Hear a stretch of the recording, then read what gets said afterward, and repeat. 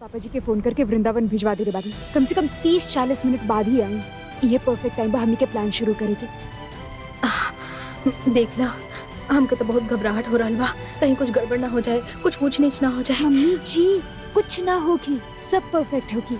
देखिए वक्त आदि घर में ना बा, ये परफेक्ट टाइम बा ई करे के। आप बस अपन रोल याद रखिया, बाकी के पूरा काम हम संभाल ले। संभाल ली है नव्या, अगर बात बिगड़ी ना था बहुत बिगड़ जाए। मम्मी जी कुछ ना होगी, ओके? जाए, ऑल द बेस्ट।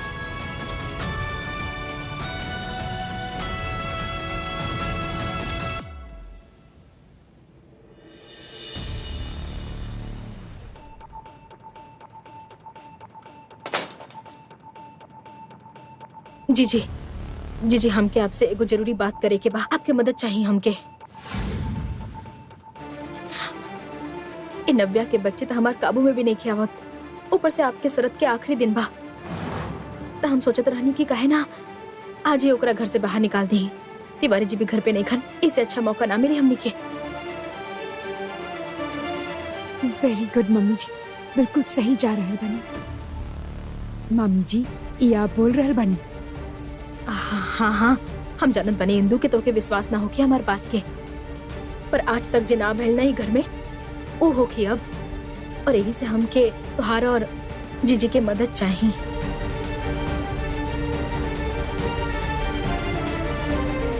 बोला का मदद चाहिए? ये भाई ना बात मम्मी जी, वेरी गुड। जीजी जीजी, हम सोचा तानी कि हम नव्या के माँ के फोन करके यहाँ बुला लेता नहीं, जैसे ही वही है ना हम ओकरा पकड़ ले और ओकरा हाथ रस्सी से बांध दे। नव्या के बदला हमने ओकर माँ से लेब। जीजी बड़ा नाक में दम करके रख ले भी आओ हमनी के। अब देखल जाओ हम का करत आनी। इंदु वो केमिकल के बोतल बना तारा पास? हाँ बात। हाँ तो बस ठीक बा, जब ओकर माई आई है और हमने उनका बांध ले, ओकरा बाद हमने नव्या के धमकी दे कि अगर वो तलाक के कागज पे साइन ना कैलास तो हमने उहे केमिकल से ओकर माँ के जला दे। अब अपन माँ के प्रेम में इतना तक करिए ले ही, मानिए ले हमने के बात। हाँ जीजी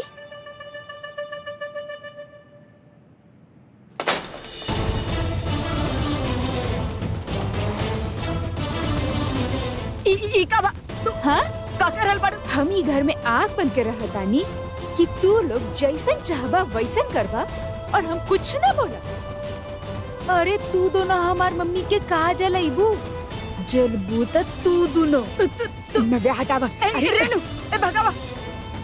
हाँ नव्या तू ये बिल्कुल ठीक नहीं करत जीजी के साथ। हटावा हटावा।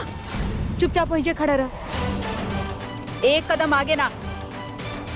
और तू दोनों चुपचाप अपना सामान बांधा और ई घर से निकलत बनी। तू तू तू अरे डायन और चुड़ैल भी साथ घर छोड़ देवेली, पर तू दोनों तो ओकरा से भी गइल गुजरल बाड़ू। ई औरत ना माँ जैसन रहली, हमार पूजा करत रहनी एक आराम, और तू दोनों एकरा भी अपन रंग में रंग देलू। नव्या का करत आड़ू तू? छोड़ा जीजी के। आप चुप रही। आपके का लगा था ये दोनों आपके सगा बिया? अरे जे अपन सगा भाई के ना हो सकी उ केहू और के का होगी? और ये तो पूछ भी है इनकर, और आज ही पूछ भी जली। अरे सुना दोनों, हमके पेपर पे लिख के चाहिए का कि तू दोनों अपना मर्जी से मथुरा जा रहे बा और पापा जी के आई से पहले लिख के द और ई घर से चलत बा। इना बेहतर आके बुढ़िया चुप, सामान बांधा, लिख के द और चलत बना ही जा से। ठीक बा रुको। इंदु सामान बांध लो, जा रहल बानी मथुरा जाता नहीं हम, हैं? और लेके भी देता नहीं, लिखता नहीं। तू ये हटावा एकरा के।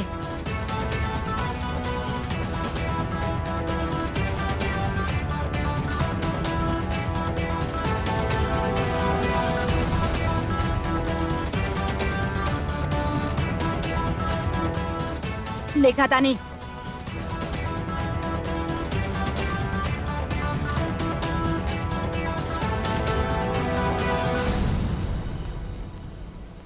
लिखा। नव्या तू खबरदार, एक कदम भी आगे आए ना तो हम भूल जाए कि आप आदि के माँ बानी। आप लोगन ना आदि के हमरा खिलाफ इतना भड़का देले बानी कि वो इग्नोर करे लागल बा हमके। पता ना बेचारे पे कितना प्रेशर डाल रहे बानी हमके डिवोर्स देवे के। सपना बना तू लोग के कि आदि हमके डिवोर्स दे दे, पर हम ई सपना कबो पूरा ना होके दे।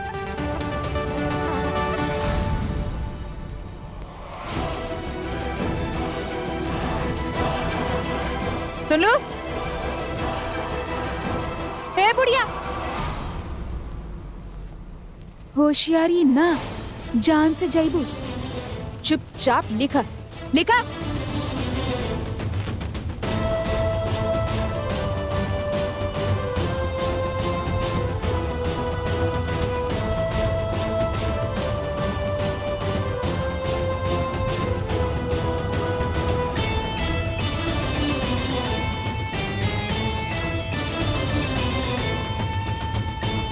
शाबाश।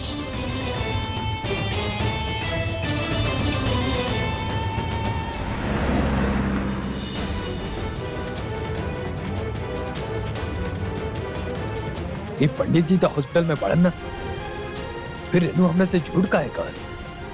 ना ना, हम अपना से कुछ ना सोचें। ये बारी हम रेनू से सीधा बात करें।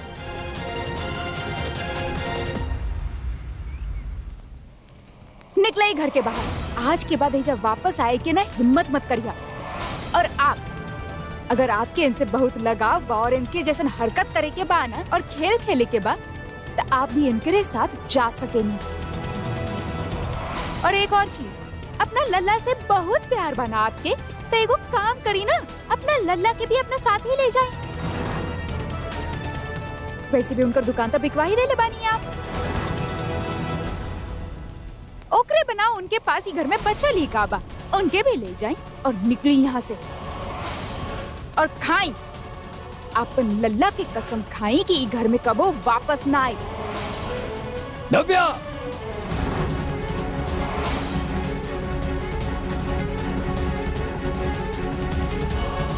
दिमाग खराब हो गया बता है कहा करते रुई। लवा मशाल हमरा के दा ना दे। ई घर में ना बहुत सीधा रह के देख लेनी हम, बस अब और ना। ई बुढ़िया हमार आदि के हमसे छीने चाहती है, नव्या, पर हम ऐसा हरगिज ना होके दे। जाई तो ई घर से। नव्या देखा इस बारे में हमने के बाद में बात करें। जा अभी मशाल दा ना तो आग लग ना, जाए। आग लगाए खातिर ना, आग बुझाए खातिर मशाल जलाई ले बानी। ऊ आग जे आपकी जीजी इतना साल से ई घर में लगावत आ रहल बिया। आज तो इनके घर से जाए के ही पड़ी। निकला खड़ा का बाड़ू, निकला ही घर से बाहर। खबरदार, अगर एक कदम भी आगे आई नहीं ना तो खुद के आग लगा के अपन जान देते हम। और वैसे भी हम सुसाइड लेटर लिख के अपन मम्मी के भेज चुकल बानी। क्या? अगर हमके कुछ भइल ना तो केहू ना बची, सबके सब जेल जाइबा।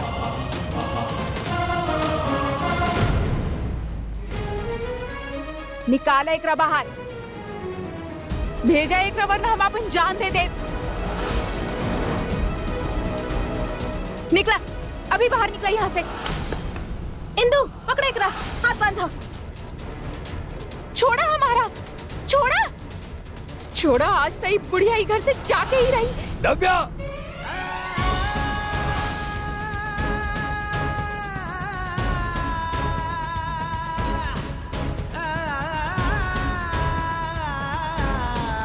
हमेशा तारा के बेटे बननी हम। अपन पत्नी, अपन बेटा, अपन बेटी से भी ज्यादा विश्वास करनी तारा पे। लेकिन तू आज हमारे विश्वास के चकनाचूर कर देले बाड़ू।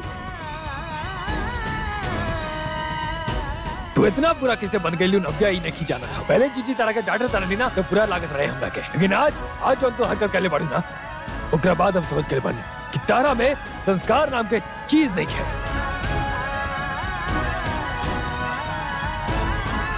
आज तो जीजी के जान की धमकी देके घर से बाहर निकलने की चाहत रहलू। अगर आज हम तनी और देर ना आई थी तो तू तो हमारे जीजी के जान ले तू।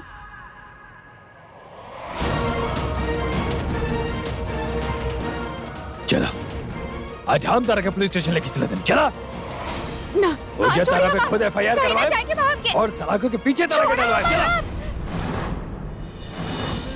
छोड़ी।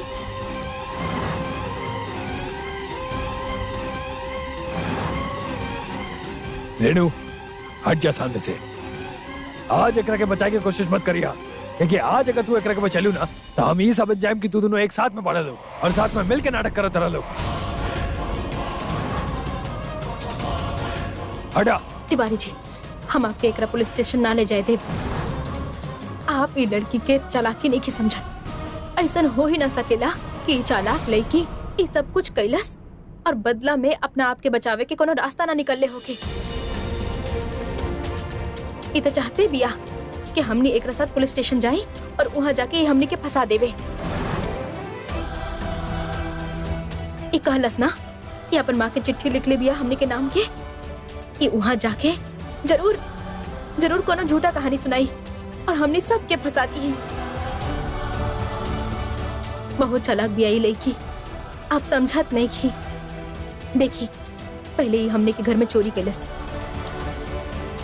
ओकरा बाद जीजी के जलावे के कोशिश कैलस, आपके कारोबार के बंद करे के कोशिश कैलस और अब ये सब कुछ कर रहा बिया। ना तिवारी जी, अब हम एकरा सजा देब। अब हम के लड़की अपन जिंदगी में बिल्कुल भी ना चाहिए। इंदु, हथकड़ी लेके आवा।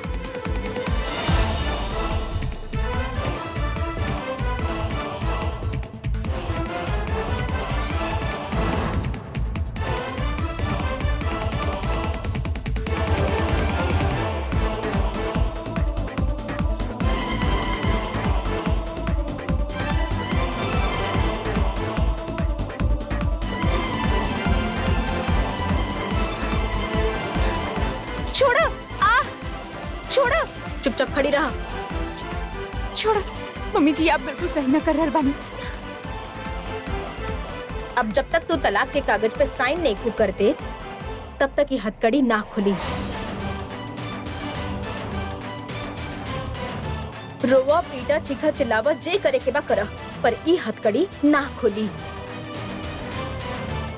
बड़ आयल हथकड़ी मेरी।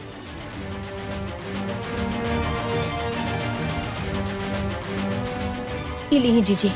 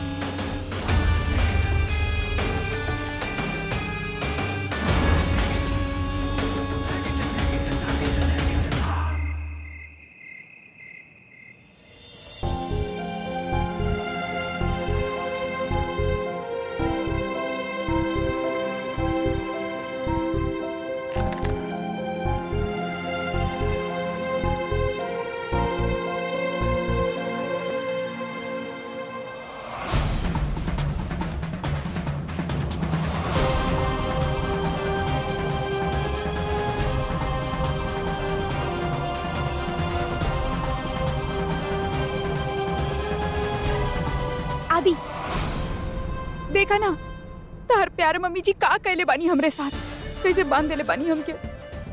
देखा ना मम्मी जी हमरे साथ कैसन कैसन व्यवहार कर रहल बानी। केहू करेला अपन बहू के साथ ऐसन।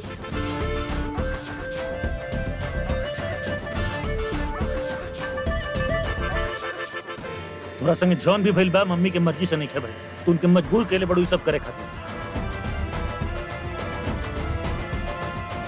हमके तो शर्म आवत बात तो क्या अपन पत्नी कहे पर तू एक घर के साथ हमनी के रिश्ता के साथ जौन इतना बड़ा धोखा केले बड़ू ओकरा खातिर तो के माफ ना कइल जा सके।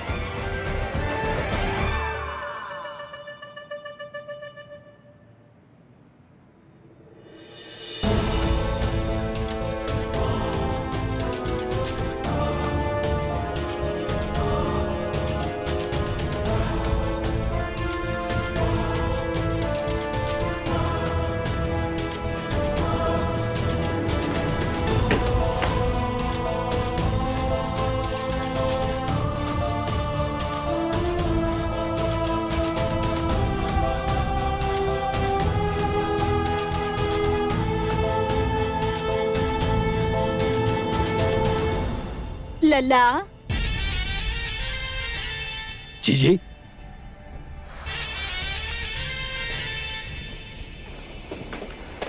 काबिल जी, स्वास्थ्य कैसन बा पंडित जी के? अब पंडित जी तो अब रेनू से बारे में बात करे वाला ही रहा। आज पंडित से मिले गए नहीं हॉस्पिटल में, लेकिन वो तो हॉस्पिटल में रह भी ना गए। का? हाँ तो फिर रेनू झूठ का है बोली तरह से? झूठ? अब रेनू से बात करके आवत नहीं। अरे लला, अरे रह अभी पूछ बना था ओकरा लाठी की हम तो हर कहां न भर ले बानी ओकर खिलाफ। अरे जायदा। अरे ऐसे कैसे जाती जीजी? रेनू कॉले रहा कि पंडित जी हॉस्पिटल में एडमिट पड़ा, जब हम मिले गए नहीं तो जरा ना। अब सही कहते नहीं कर, मतलब वो झूठ बोल ले भी हमरा से। छोड़ दो ना लला, देखो कबो कबो थोड़ा बहुत झूठ बोले के पड़ेला रिश्ता के बचावे खातिर। हैं? ऐसा नहीं थे कि हम आंख मूंद के रेनू पे विश्वास करेनी। बाकी अभी हम जे देख रहल बानी ओकरा हम देखा कैसे करती। अरे वो जौन कुछ भी कर रहल बाड़ी ना, वो तो हर भलाई घर के भलाई खातिर कर रहल बाड़ी। तू एक काम काहे ना करत अड़ा? कल सवेरे सवेरे चल जा पंडित जी के घर, उनका से मिल के सीधा सीधा पूछला भाई का मामला भाई सब। ऐसा भी हो सकेला क्यों रेनू के बेवकूफ बना के पैसा ऐठत हुई बेचारी से।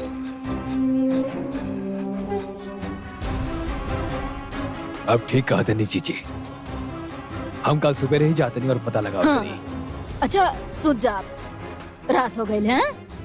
ठीक बजी।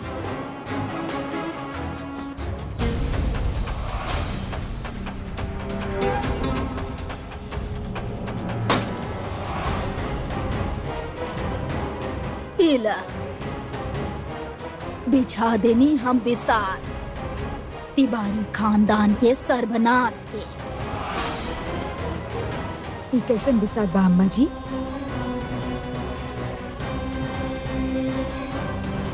जौन दिन तहार समझ में ही सब आ जाई तो हमार जरूरत ही का हुई। हाँ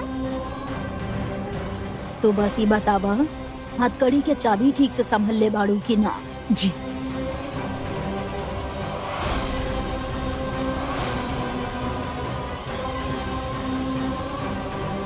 अब आई मजा।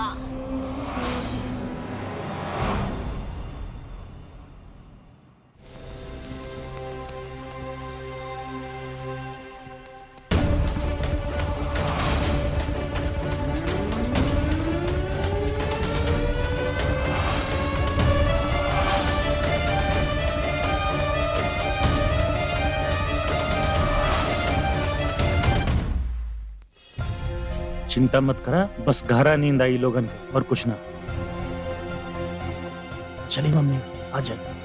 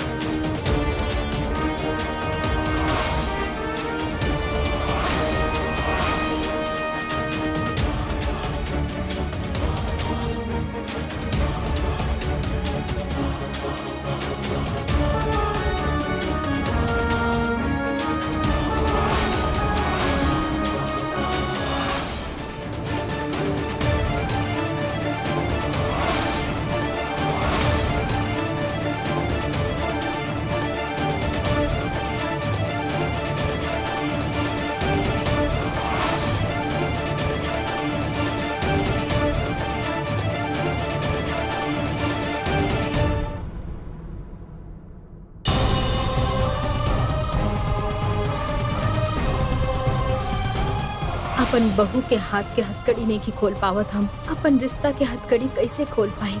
और कितना परीक्षा ले बंसी वाले।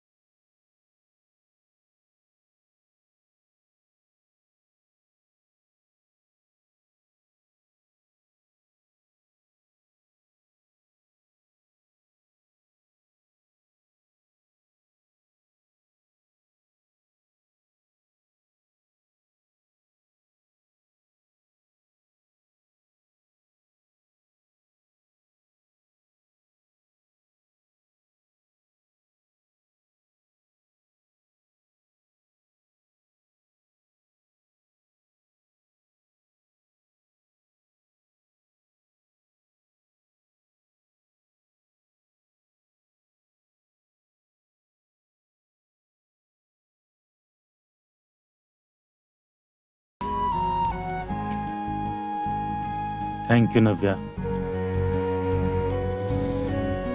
जौन भी तो हमारा परिवार खातिर कर रहल बाड़ू वो केहू ना करत। Thank you so much. सामने आइए जरा। ओके। हाँ का भाई? हमार फैमिली खातिर जे कर रहल बाड़ू ओकरा खातिर थैंक यू। अरे मतलब ये फैमिली अरे- हमार ना बा। अरे हम सही बा बेटा, ना ना हम सब समझ रहल बानी। अभी तक तो डिवोर्स देले भी ना बानी हम, अभी से पराया कर देला हमके।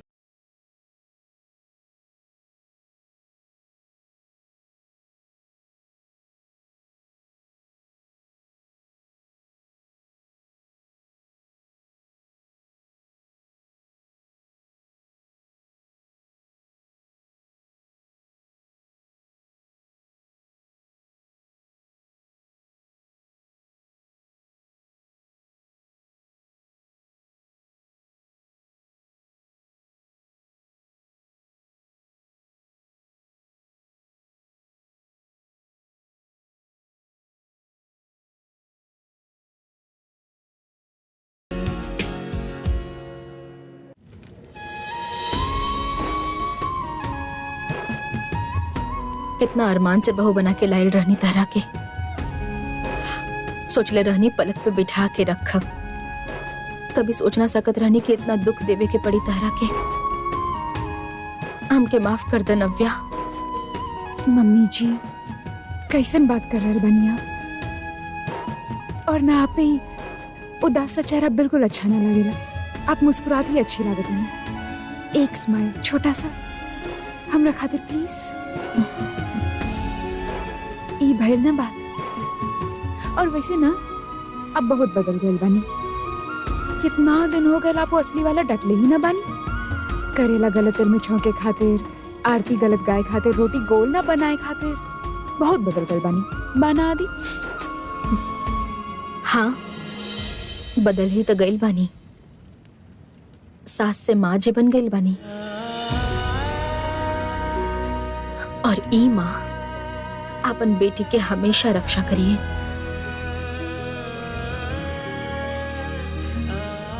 हमार बस चले ना तो हम ये नाटक अभी यह समय खत्म कर दी, कहीं दूर भगा दी तू दोनों के। कैसन बात कर रहे बानी आप मम्मी जी? पापा जी के बुआ जी के चंगुल से बचाए खातिर आपके उनकर विश्वास जीतब बहुत जरूरी रहे और ओकरा खातिर हमके दर सही के पड़ल तो हम सहा ले। मम्मी जी आप बानी तो हम बानी। और आप ऐसे घबराई मत, सब सही हो रहा बा और आगे भी होगी। कल बुआ जी के शर्त के आखिरी दिन बा, कल डिवोर्स पेपर साइन करे के बा।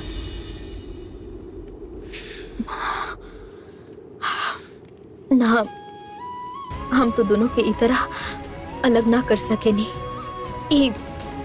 ई तलाक एकरा अलावा कोनो और रास्ता ढूंढे के होगी। कम ऑन मम्मी, हम लोग बस डिवोर्स फाइल कर रहल बानी और जब तक अगर प्रोसेस चली बुआ जी की सच्चाई भी बाहर आ जाए। मम्मी सिर्फ डिवोर्स पेपर हम लोग साइन कर रहल बानी, तलाक नहीं दे रहा। और अब जानत बानी कि आपके आदित्य और नव्या के जन्म में केहू अलग ना कर सके। बिल अभी खातिर बुआ जी के लगे थी कि वो जीत रहल बानी और हमने हार रहल बानी, काहे कि कल उनका असली चेहरा सबके सामने आए की ही पड़ी।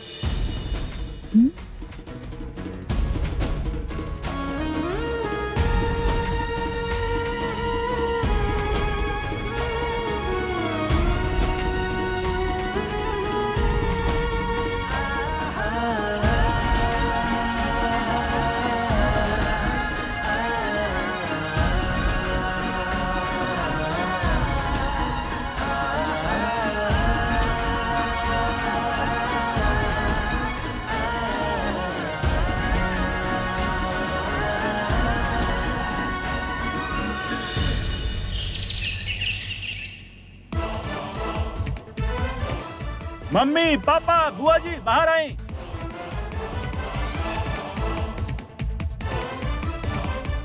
देखा नव्या, हम तो हर नौटंकी एक और ही दिन ना झेल सके। तू बस ही पेपर पर साइन करा और हमके रिश्ता से मुक्ति दा बस।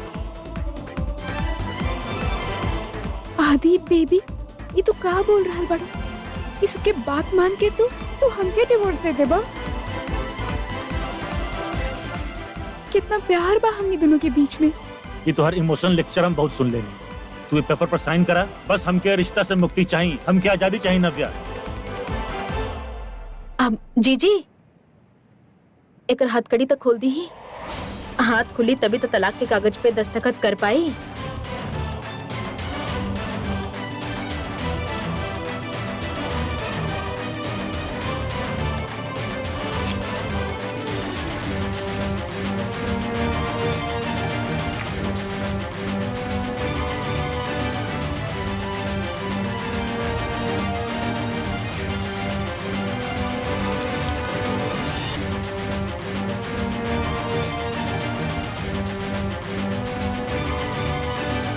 ये ला साइन करा।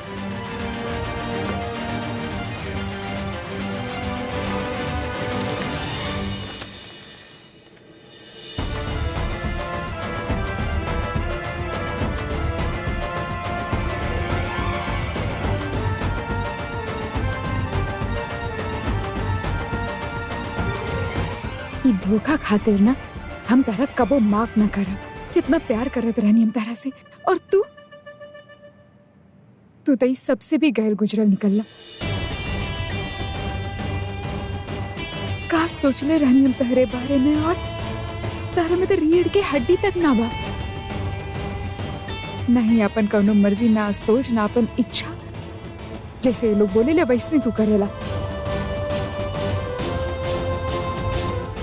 बिना रीढ़ के हड्डी के इंसान के साथ रह के हम करती भी का अच्छा ही भाई।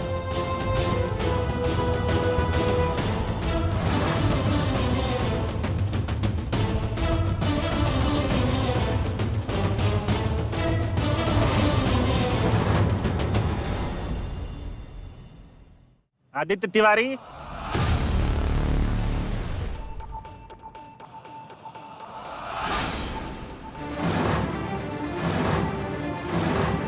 पुलिस सास बहू के खेल रह बा अम्मा जी। के आदित्य तिवारी? इंस्पेक्टर साहब कहा भाई? सर हम बनी बोली कमीशन लेबे और अपना कंपनी में फ्रॉड करे के जुर्म में अरेस्ट करे आयल बनी जा।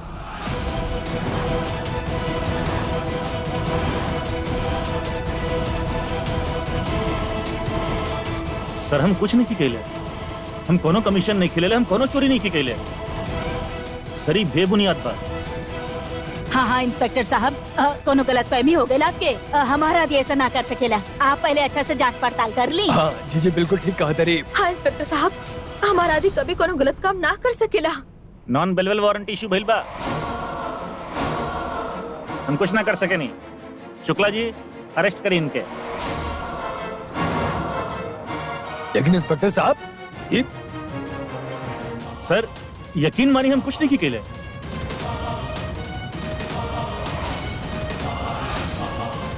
ले चला सर।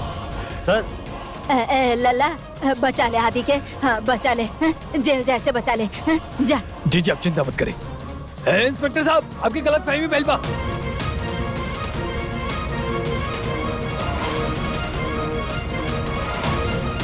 आपके जरूर कोनो गलत फहमी बेलबा। आदि ऐसा नहीं कर सकता, वो ऐसा नहीं के। देखी कोनो अच्छा वकील से बात करी, हमनी के पीछे से कुछ ना होगी। बैठावा इनके। इंस्पेक्टर साहब बात सुनिए हमारी। अरे इंस्पेक्टर। आदि मैडम साइड हो जाए। मम्मी हमारे विश्वास करी, हम कोनो गलत काम नहीं कैले। हमरा खिलाफ कोनो साजिश बा। मम्मी आदि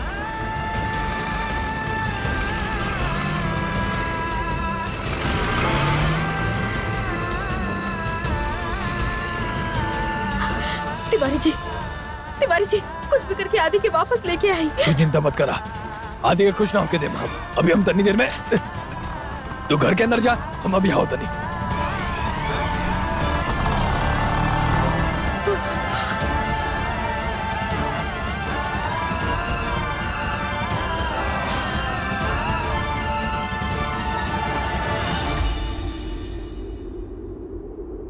चिड़िया तो फुर हो गए अम्मा जी।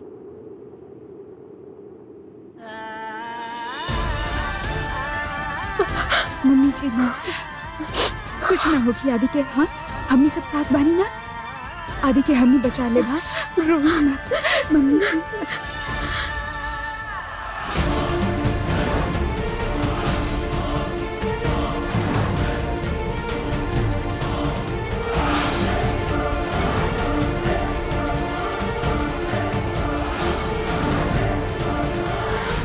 हटी।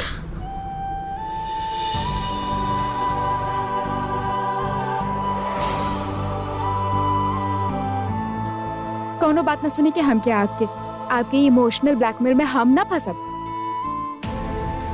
जाई और अपना बेटा के बचाई। इल्ही हम साइन कर देले बानी डिवोर्स पेपर पे।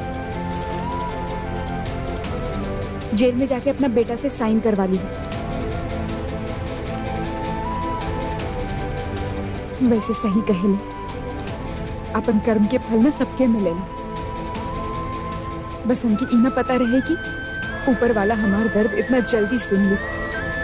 जेल में जाके अपन फ्रॉड बेटा से पेपर साइन करवा ली। हम तो दे देले बनी। और हमके घर में एक पल और ना रुके के, जहाँ रोज तमाशा हो खेला जा रहे बनी।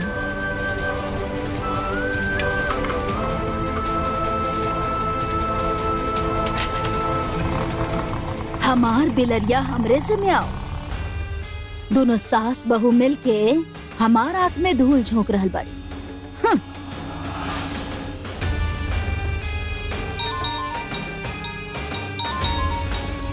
आलोक जी के फोन अम्मा जी। जी आलोक जी। राधे राधे बुआ जी। राधे राधे। ब्रेकिंग न्यूज तो आपके ये गल हुई। आपके एगो सैनिक तक गए दुश्मन के मैदान से बाहर। आलोक दुबे आपकी इहो काम कर देना।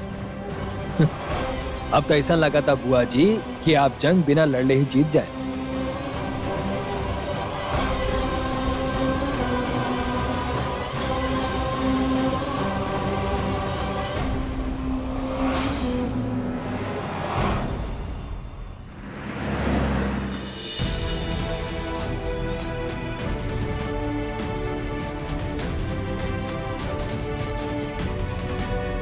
वकील साहब देखिए, हम अपन बच्चा के अच्छा से जाना था नहीं।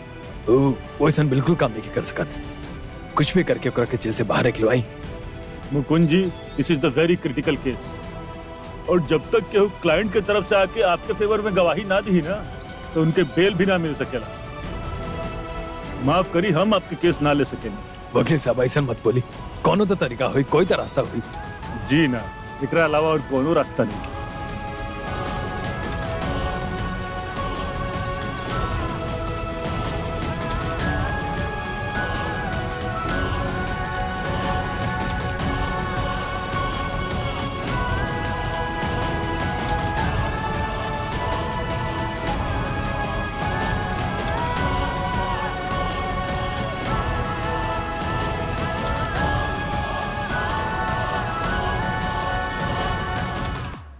ट्रस्ट मी नव्या, हम कोनो फ्रॉड नहीं की ले, हम बिल्कुल बेकसूर बने। Of course I trust you आदि।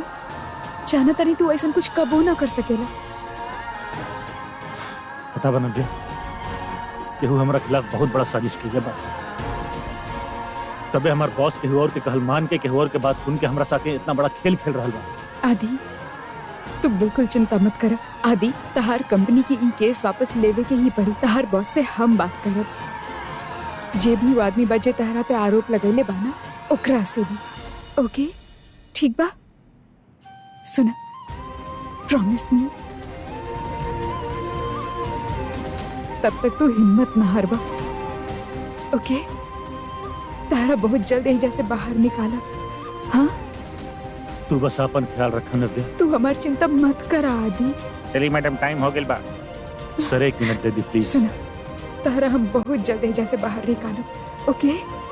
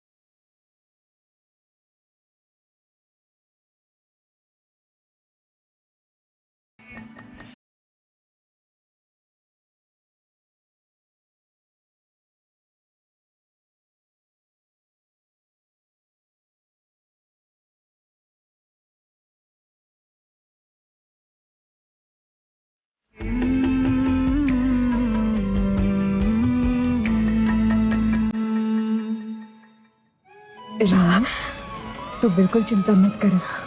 कौनो न कौनो रास्ता जरूर निकले। अभी अभी नव्या के पास गौतम के फोन आए रहे। दोनों गए बड़े आदि के छुड़वा लाई। आखिर फूट ही गए तहार भांडा हमरा सामने। दोनों सास बहू मिलके हमरा सामने तलाक तलाक के नाटक खेलत रही। मुद्दू समझत रही हमरा ई दोनों। आलोक जी के सचेत करे के पड़ी। क्यों नव्या से संभल के रहिए जरा।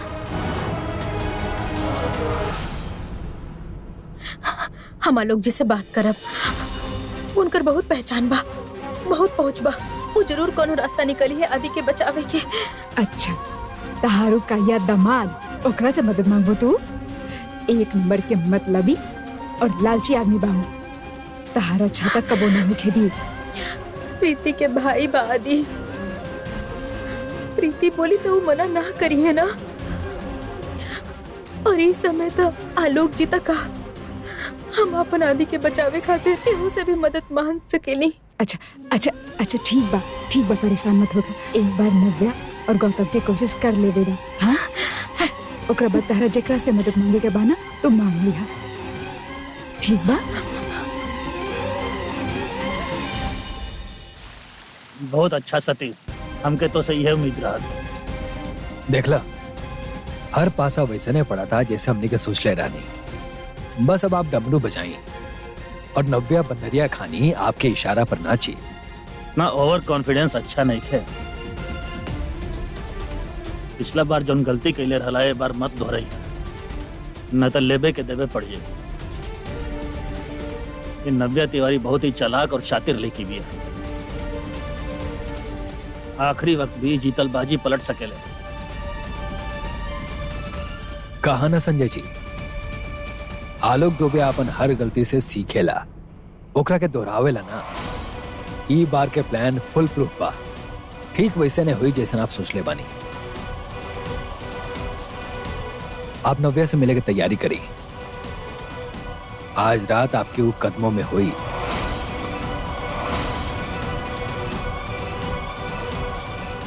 नव्या तिवारी, गलत इंसान से पंगा ले लू तू ए बार।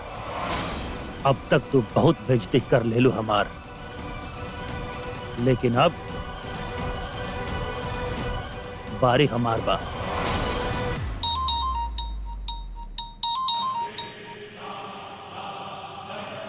राधे राधे बुआ जी, दाना डाल दले बानी, समझ ले कि मछली फंसिया गई। बस अब जौन कर सकी कर लियूं लड़की के साथ। ऐसन बदनाम कर दी ओकरा के कि आदि का केहू के लायक न रही हूँ। समझ ले काम हो गए बुआ जी। आज के रात नव्या की जिंदगी के सबसे काला रात हुई।